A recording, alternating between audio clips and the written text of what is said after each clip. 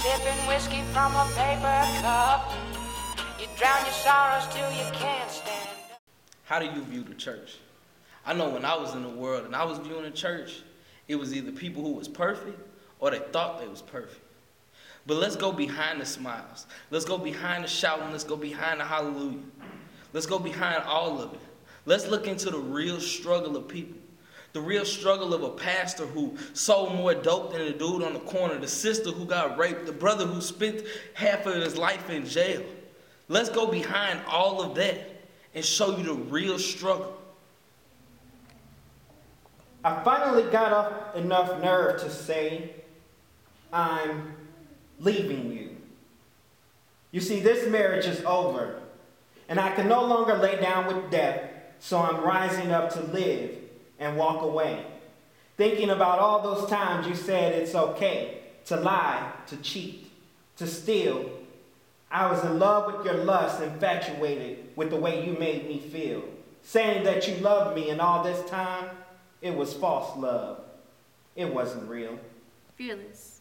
I have no idea what it means, but it seems that my definition may be obscene.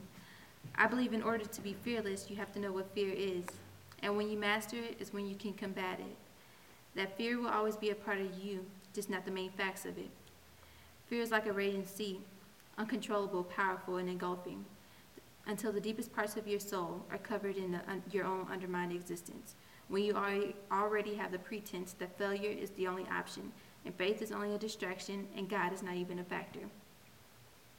Fear can clutch the very spirit of your goals, dreams, and every single time you lift a finger or sing a note, that very life is drenched by self-fulfillment. I wrote my poem Fearless based off the fact that I'm so fearful of failing, so fearful of doing something wrong, so fearful of just life in general that it was holding me back from what God had for me. So just like how people write books based off of what they're afraid of or what they're struggling with, I thought I'd write a poem about it. So every time I was fearful, I can look back on my poem and say I don't want to be like that. Christians deal with all the same things everybody else does. Whether it's fear, lust, pride, anger, whatever it is, any situation, any struggle, we deal with it. The only difference is we found a higher hope in Jesus Christ. I was struggling to walk to that altar as they were struggling to put them nails through his feet. I was struggling to put my hands on that Bible as they were struggling to put them nails through his wrist. I was struggling to fathom my mind up to Christ as they were struggling to put them thorns on his head. I was struggling to lay down at night when he laid down for 3 days. I was struggling to get back up when he already raised, and I was struggling to forgive myself when he already said it.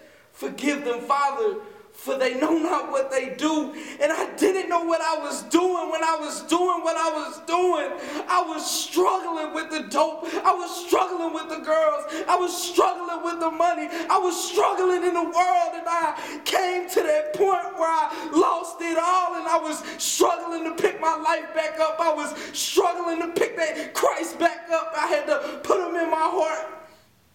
You know, the Bible pretty much said that the race is not given to the strong or the swift, but he that endures to the end.